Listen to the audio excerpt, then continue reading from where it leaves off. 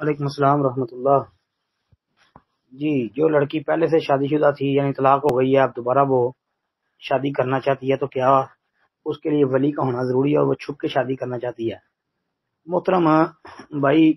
مسئلہ یاد رکھیں کہ لڑکی کمواری ہو جس کو باقرہ کہتے ہیں، لڑکی مطلقہ ہو طلاق والی، لڑکی سیبہ ہو جس کو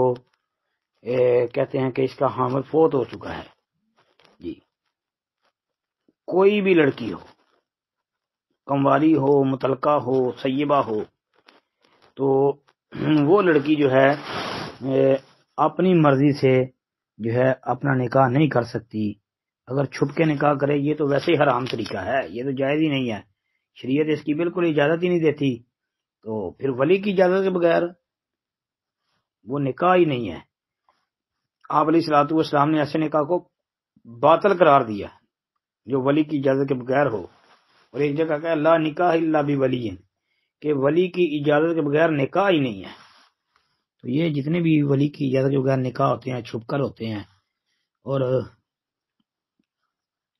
عدالتی نکاح ہیں، یہ بالکل حرام اور ناجائز ہیں۔ اور پھر یہ چور دروازہ ہی آپ نکالنے کی کوشش کر رہے ہیں نا، جو پوچھ رہے ہیں کہ اگر وہ چھپ کر نکاح کرنا چاہے تو ولی کو پتہ نہ چلے، تو لڑکا ہی اپنی طرف سے کوئی گواہ لے آئے اور وہی کسی کو ولی اس کا بنا کر تو نکاح کر لے، یہ چور دروازہ ہے، شریعت اس کی بھی اجازت نہیں دیتی۔ اگر اس کا باپ موجود ہے تو اس کا باپ ولی ہوگا، باپ نہیں ہے اس کا دادا موجودہ لڑکی کا تو وہ ولی ہوگا،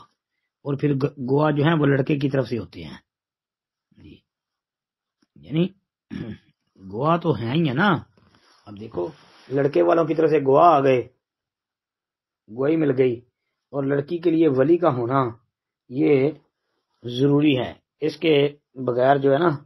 وہ نکاح نہیں ہوگا۔ جی، السلام علیکم ورحمۃ اللہ۔